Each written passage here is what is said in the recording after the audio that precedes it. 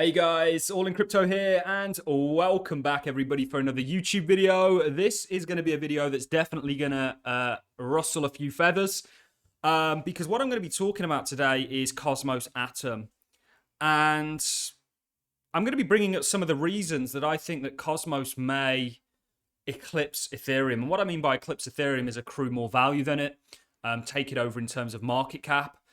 And I'm going to be getting into why I think this is. And I want to just start off by sort of reiterating really what I think is going on with blockchain.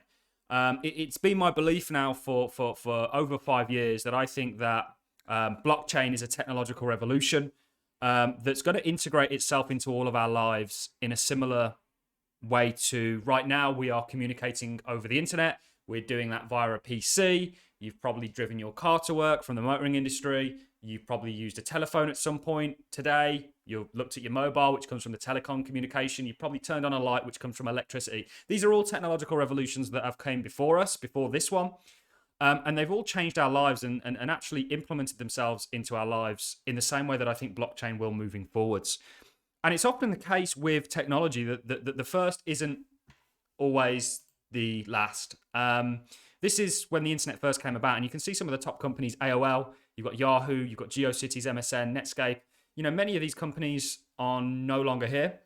And you can see throughout the evolution of time that, just going forward a little bit, not so much, that things change. And the crypto space is no different. And I think the way that Cosmos and the likes of Polkadot are doing things is or may prove to be superior to this layer one model. Now, there are ways that layer ones can innovate and potentially keep up with layer zeros through side chains and various things, which is a similar kind of thing. You know, you can run a side chain, but you sort of secure your chain via the underlying consensus or security of like Polygon secures itself from Ethereum in the same way, or a similar way, not the same way, as the likes of the chains that are built on top of the own.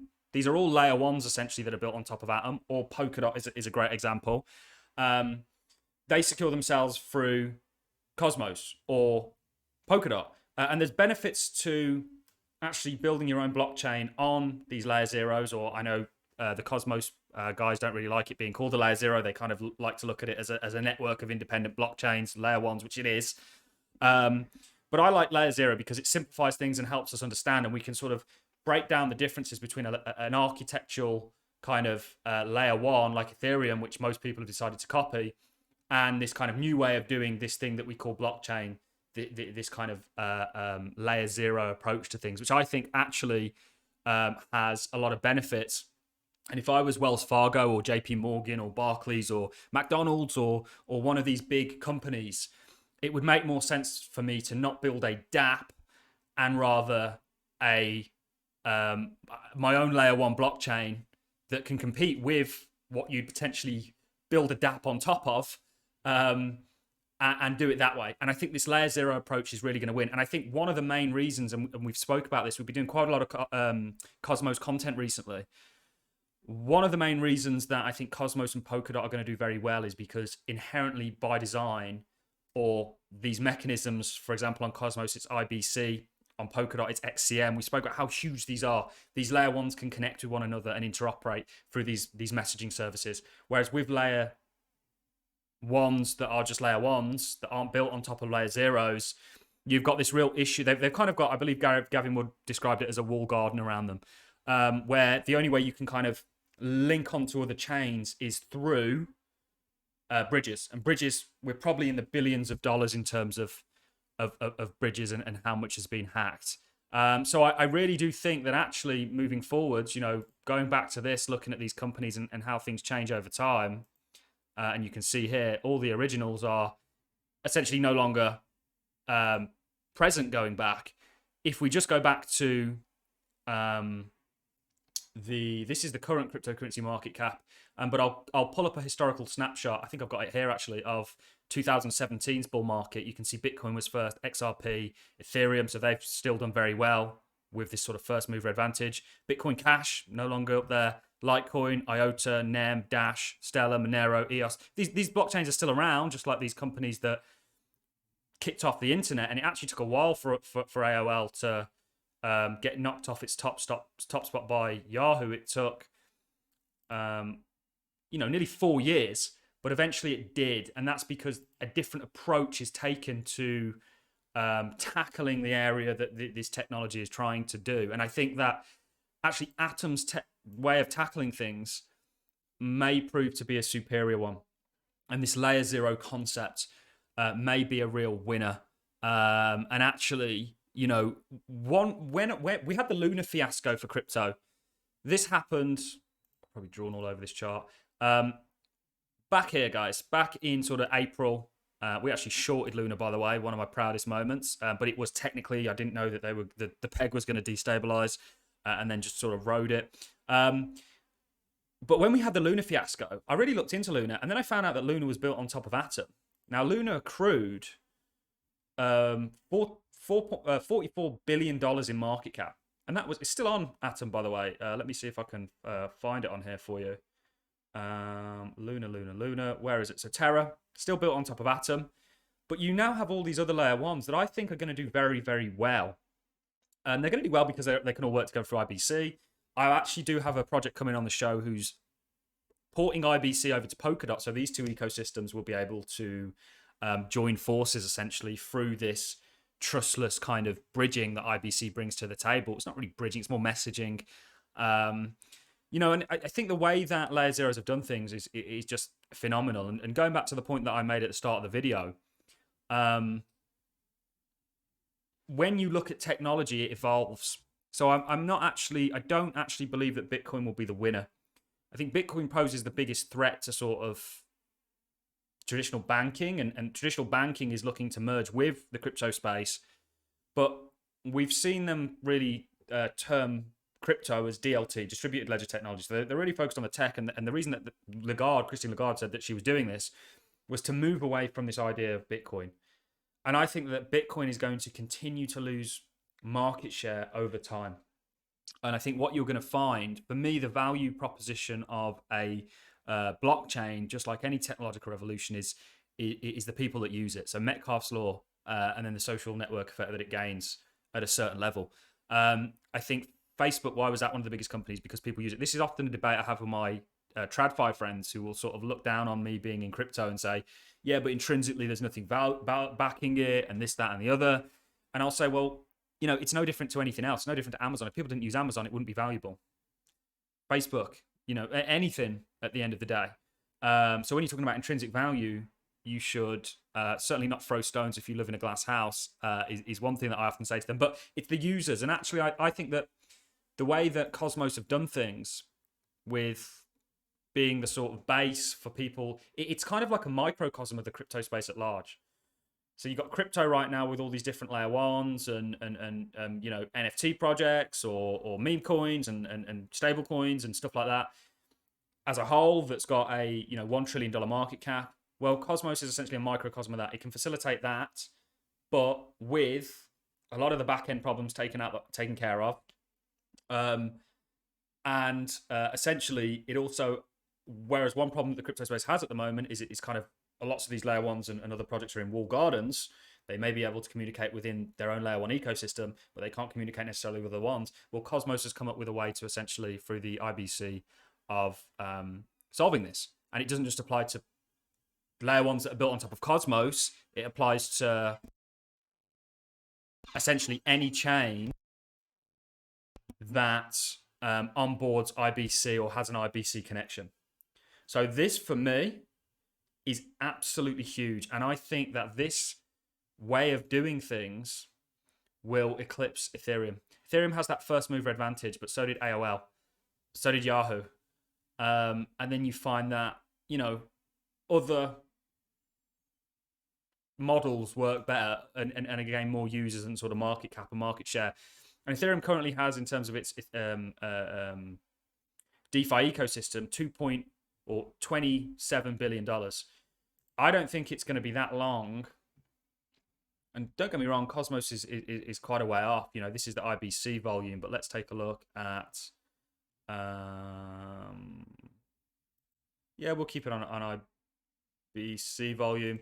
You know, if we look at the sort of 24 hours, there's quite a lot of value being transferred here. But actually, if you look, let's take Osmosis, the one of the largest chains on Atom. But bearing in mind, guys, people also don't understand that crypto.com and other chains like that are actually Cronus, and cryptos.com's chain are actually built on top of Atom.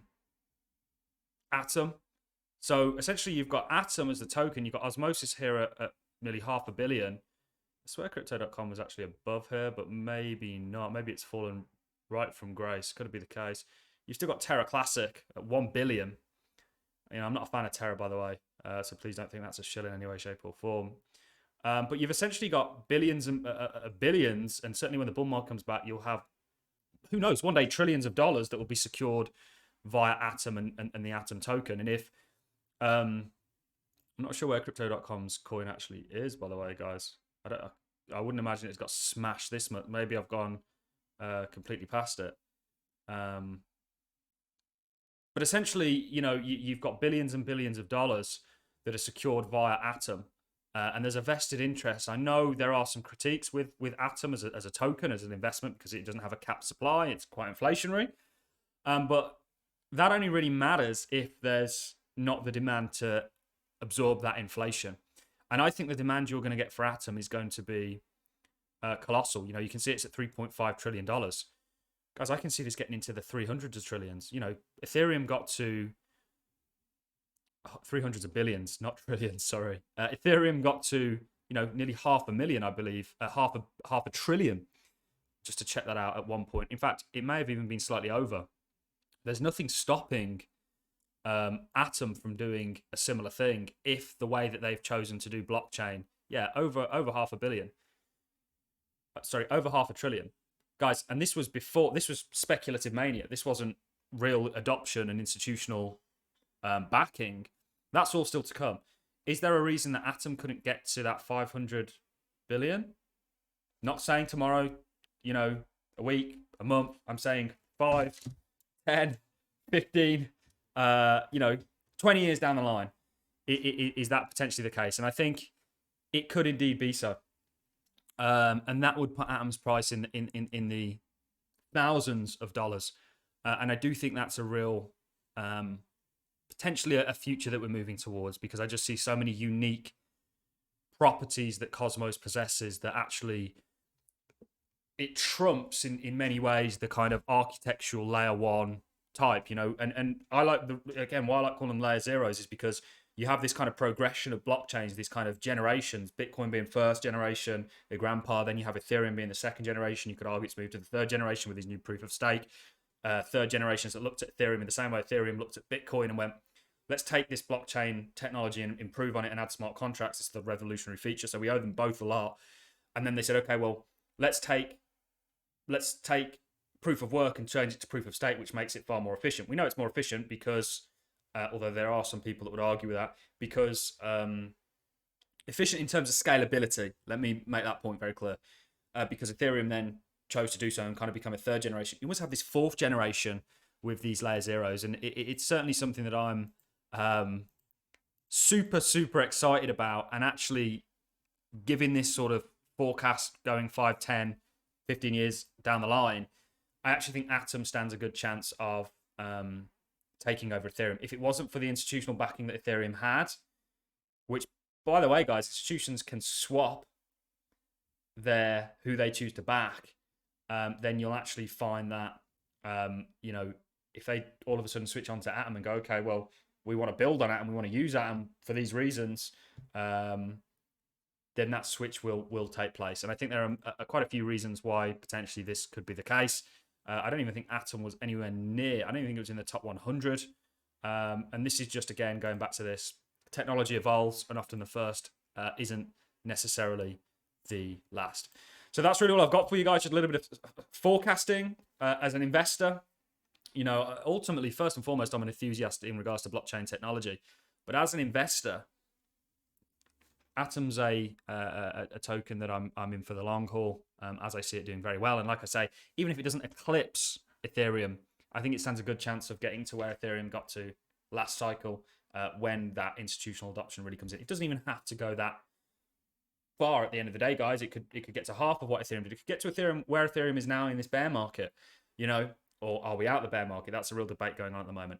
That's all I've got for you in this video, guys. If you've enjoyed the content, like is always appreciated. So as a comment, let me know your thoughts in the description or in the comment section. See you all in the next YouTube video, guys. Have a wonderful Monday or Tuesday. Catch you in the next one.